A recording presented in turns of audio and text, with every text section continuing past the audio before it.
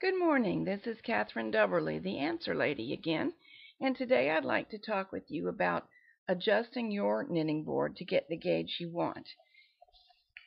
Nowadays, there are quite a lot of knitting boards, and much as we want to, we might not be able to have every single one of them, but many patterns that are written for one particular board might be knitted on another.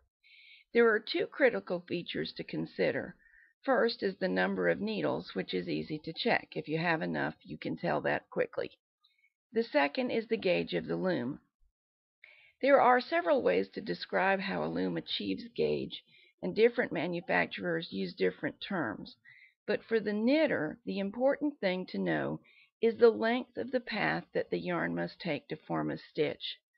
The spaces between the needles or pegs, the size of the needles, and the spacing between the boards all have an effect, but it's the combination of all three that really determines the length of the path. If you don't know the length of the yarn path and don't have the loom called for, first wrap your own loom for 10 stitches of stockinette. Then measure the amount of yarn that was used in the stitches.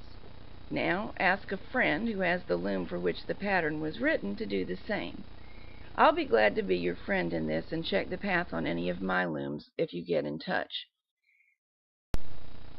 If the two measurements are very close to the same, you can match the gauge.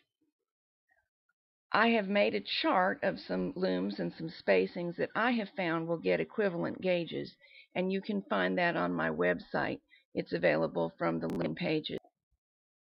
Authentic knitting boards and the new all-in-one loom from the same company come with wooden spacers at fixed distances.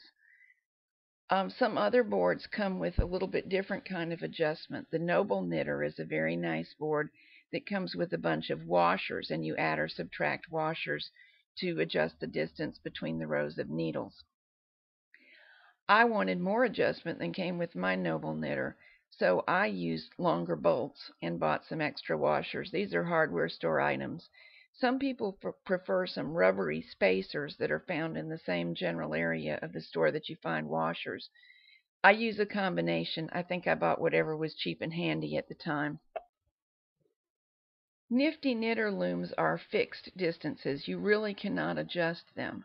And Martha Stewart looms can be constructed to do what you want, but you have to use the pieces that came with them. You really can't do more than that to adjust the spacing. However, authentic knitting boards and the all-in-one loom can be further adjusted beyond what is offered by the wooden spacers.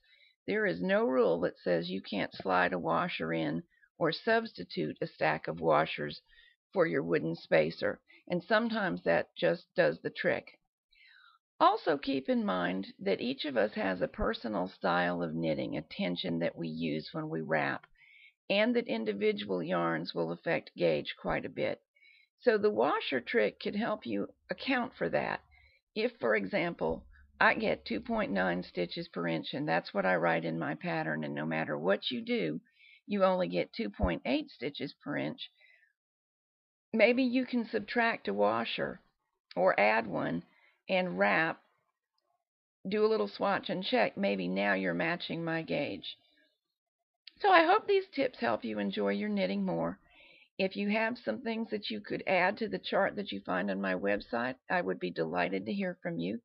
If you find a boo-boo, I need to know that too, so I can fix it for everybody. Happy knitting. Bye now.